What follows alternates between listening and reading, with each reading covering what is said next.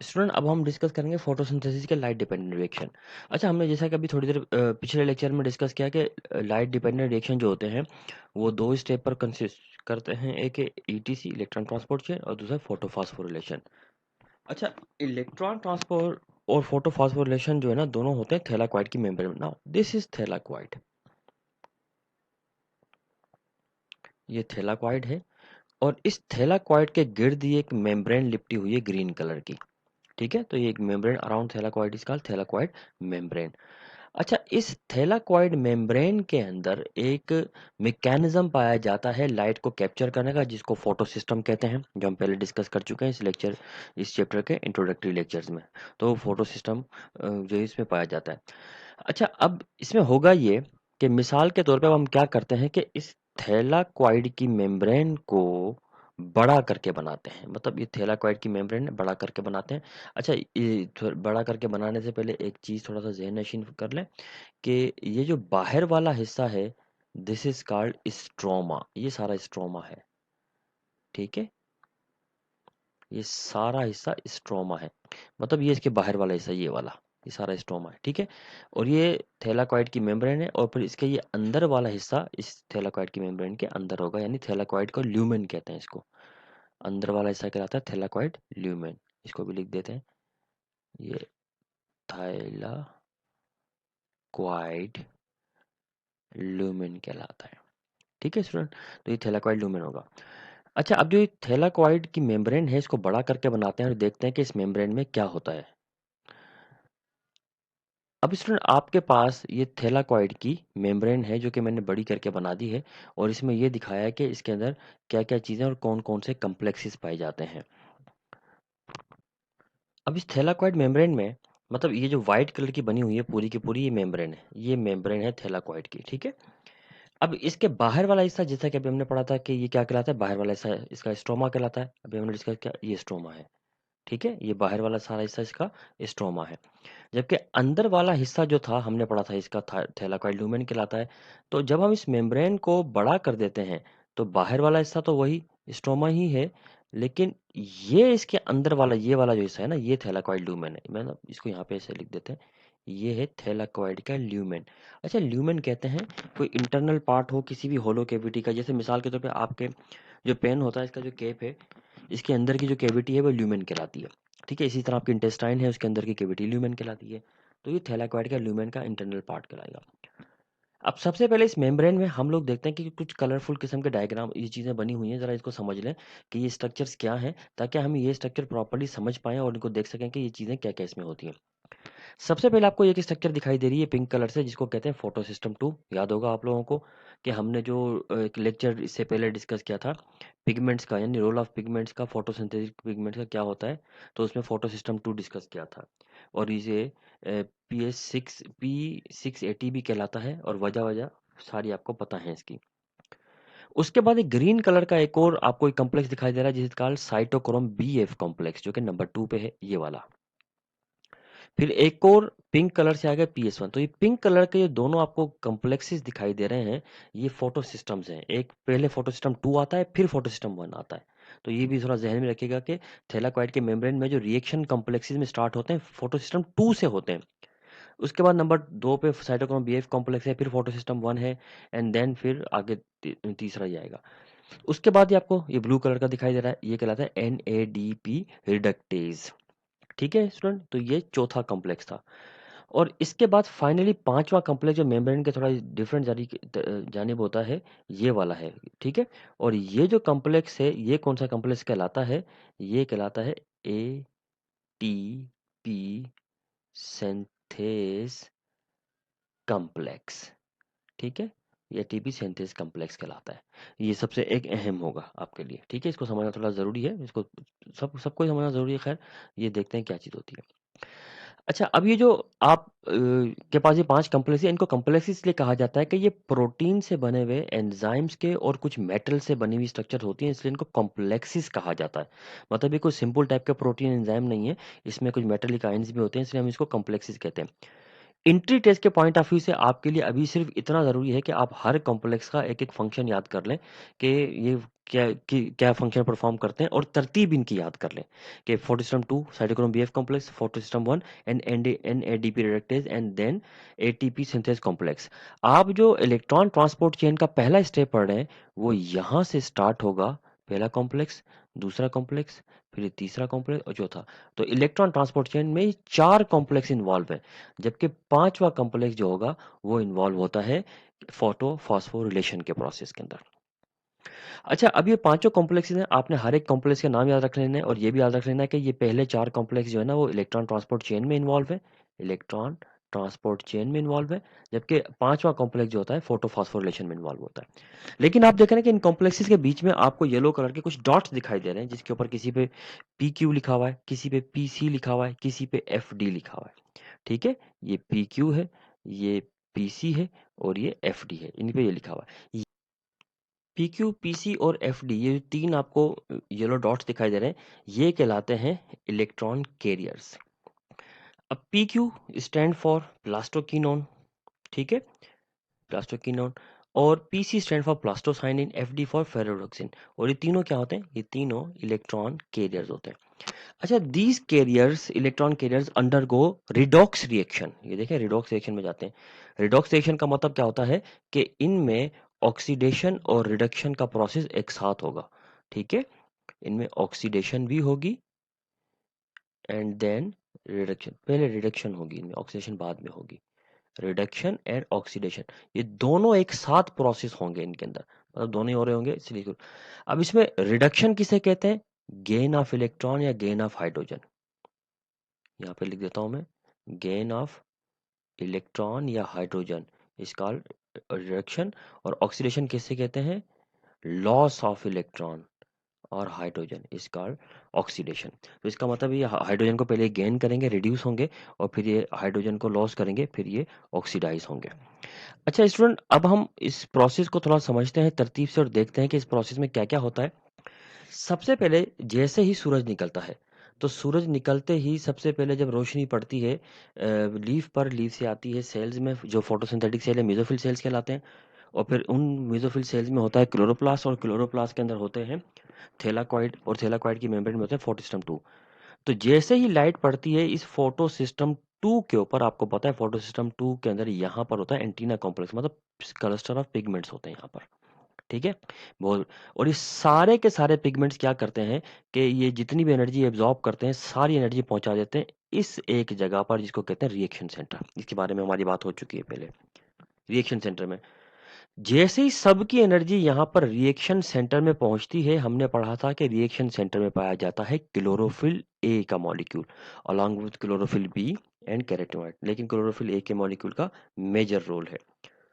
अब यहाँ पर जो क्लोरोफिल ए का जो मॉलिक्यूल पाया जाता है, ये क्लोरोफिल ए का मॉलिक्यूल सारी की सारी एनर्जी को एब्जॉर्ब करता है, और जैसे ही एनर्जी को एब्जॉर्ब करता है इसके कुछ इलेक्ट्रॉन एक्साइट हो जाते हैं। ठीक है, इलेक्ट्रॉन क्या हो जाते हैं? एक्साइट हो जाते हैं। अब मामला यह है कि इलेक्ट्रॉन एक्साइट हो जाना, इसका मतलब क्या होगा? इसका मतलब यह होगा कि एक हाइड्रोजन का एटम होगा। फर्ज करें कि ये हाइड्रोजन का एटम है, ठीक है, इसके अंदर एक ही प्रोटॉन होता है और एक ही इलेक्ट्रॉन होता है। तो ये हाइड्रोजन के एटम का जो एक इलेक्ट्रॉन है, ये सारी एनर्जी एब्जॉर्ब करने के बाद एक्साइट होकर बाहर निकल जाएगा। ठीक है, अब ये जो हाइड्रोजन का इलेक्ट्रॉन है, एक्साइटेड इलेक्ट्रॉन है, और पीछे ये वाला रिमेनिंग पार्ट बचेगा हाइड्रोजन का, जिसको प्रोटॉन कहते हैं। ठीक है, तो इलेक्ट्रॉन तो हाइड्रोजन का निकल गया, पीछे एक प्रोटॉन बच जाएगा, जिसकी वजह से क्या हुआ कि इस ये जो आपके पास क्लोरोफिल ए का मॉलिक्यूल था, इसमें से एक हाइड्रोजन का पूरा एटम ही माइनस हो गया, क्योंकि इलेक्ट्रॉन एक्साइट होकर अलग हो गया और ये प्रोटॉन भी सेपरेट हो गया। तो मतलब एक हाइड्रोजन का एटम यहाँ से निकल के चला गया। ठीक है, अब ये जो एक्साइटेड इलेक्ट्रॉन है जो कि यहाँ पर रिएक्शन सेंटर में, इस रिएक्शन सेंटर में एक्साइट हुआ है, ये आ जाता है, ये एक डॉट देख रहे हैं आप, यहाँ पर एक डॉट है। ठीक है, ये डॉट जो है ना, ये कहलाता है प्राइमरी इलेक्ट्रॉन एक्सेप्टर। और अगर आप बुक में देखेंगे तो इस प्राइमरी इलेक्ट्रॉन एक्सेप्टर की जगह पर लिखा होगा 5 फाइटिन लिखा होगा। ठीक है, ये फाइटिन जो होता है, ये प्राइमरी इलेक्ट्रॉन एक्सेप्टर होता है। और ये प्राइमरी इलेक्ट्रॉन एक्सेप्टर एक्चुअली किस लिए होता है कि ये जो एक्साइटेड इलेक्ट्रॉन हुआ है कहाँ पर? इस रिएक्शन सेंटर में, इस रिएक्शन सेंटर में जो इलेक्ट्रॉन एक एक्साइट हुआ है, इस इलेक्ट्रॉन को इस कैरी करके पीक्यू को दे दे, ताकि पीक्यू इसको आगे लेकर जाए। ठीक है? तो अब इसका मतलब ये हुआ कि जो इसको प्राइमरी 5 को प्राइमरी इलेक्ट्रॉन एक्सेप्टर क्यों कह रहे हैं? क्योंकि सबसे पहले इलेक्ट्रॉन को एक्सेप्ट करने का काम इसी का होता है। यही इलेक्ट्रॉन को एक्सेप्ट करता है और इस चेन को आगे लेकर जाएगा, आगे बढ़ाएगा। ठीक है? तो इसलिए प्राइमरी इलेक्ट्रॉन एक्सेप्टर कहते हैं, और ये प्राइमरी इलेक्ट्रॉन एक्सेप्टर इस इलेक्ट्रॉन को प्रोवाइड कर देता है पीक्यू को। अभी हमने पढ़ा कि पीक्यू एक इलेक्ट्रॉन कैरियर है और सबसे पहले इसमें रिडक्शन का प्रोसेस होता है, फिर ऑक्सीडेशन का। और रिडक्शन का प्रोसेस कैसे होता है कि ये इलेक्ट्रॉन या हाइड्रोजन को गेन करता है, जो कि इसने कर लिया है।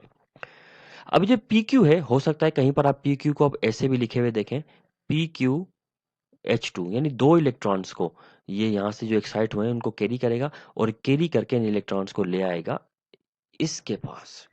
यानी ये क्या है? Cytochrome BF complex. Cytochrome BF complex के पास जैसे ही इलेक्ट्रॉन आते हैं, साइटोक्रोम BF कॉम्प्लेक्स पर जैसे ही ये एक्साइटेड इलेक्ट्रॉन आता है एनर्जी लेकर, ये दो इलेक्ट्रॉन आएंगे यहाँ पर। ठीक है? दो इलेक्ट्रॉन लेकर आएगा PQ यहाँ से रिएक्शन सेंटर से पहले आए इस 5 पे इलेक्ट्रॉन, प्राइमरी इलेक्ट्रॉन एक्सेप्टर पे, फिर PQ पर, और PQ ने यहाँ पर लगा दिया। ये साइटोक्रोम BF कॉम्प्लेक्स एक पंप के तौर पर काम करता है और ये पंपिंग स्टार्ट कर देगा। और पंपिंग क्या करेगा? ये हाइड्रोजन आयन को पंप करना शुरू कर देगा बाहर से। बाहर से कहाँ से? स्ट्रोमा से हाइड्रोजन आयन पंप होते हुए आ जाएंगे थैलाकोइड के ल्यूमेन के अंदर, यहाँ पर। और इस तरह क्या होगा कि थैलाकोइड का ल्यूमेन जो होगा, इसमें कंटिन्यूअसली हाइड्रोजन आयन आते रहेंगे और ये पूरा एक बहुत बड़ी रिजर्वायर बनना शुरू कर देगा हाइड्रोजन आयन की। ठीक है? हाइड्रोजन आयन भरना शुरू कर देंगे और रिजर्वायर बनना शुरू हो जाएगा। क्योंकि ये प्रोसेस जो है ना, ये तो माइक्रो नैनो सेकंड्स में चल रहा होता है। तो मुसलसल इलेक्ट्रॉन एक्साइट होकर आ रहे होते हैं साइटोक्रोम BF कॉम्प्लेक्स पर, मुसलसल हाइड्रोजन आयन पंप हो रहे होते हैं। तो थोड़ी देर में ही ये काफी काम ये कर देगा।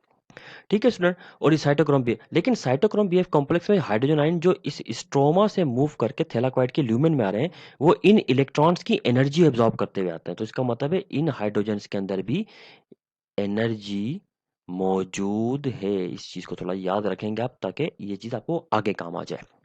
ठीक है? एनर्जी मौजूद है क्योंकि ये इलेक्ट्रॉन की एनर्जी लेकर आ रहे हैं। लेकिन एक छोटी सी प्रॉब्लम हो गई है, और प्रॉब्लम ये हो गई कि अगर इसी तरह माइक्रो सेकंड्स में इलेक्ट्रॉन इस मतलब जो रिएक्शन सेंटर है, ये जो रिएक्शन सेंटर है, यहाँ से अगर इलेक्ट्रॉन एक्साइट होकर मुसलसल आगे जाते रहेंगे, तो एक वक्त आएगा कि इलेक्ट्रॉन तो सारे ही खत्म हो जाएंगे, बल्कि चंद सेकंड की भी बात नहीं है, तो 1 सेकंड से पहले खत्म हो सकते हैं। ये तो बहुत तेजी से जा रहे हैं। तो फिर क्या करें? होता यह है कि इस थैलाकोइड के ल्यूमेन में एक manganese containing water splitting complex होता है। Manganese containing water splitting complex होता है। ठीक है? और इसमें क्या होता है कि ये दो दो वाटर के मॉलिक्यूल्स को एक साथ ब्रेक करता है। यानी ये दो वाटर के मॉलिक्यूल हैं, ये ब्रेक हुए और ब्रेक होने के बाद क्या बना? 4 हाइड्रोजन आयन बने। ठीक है? और O2 बनी।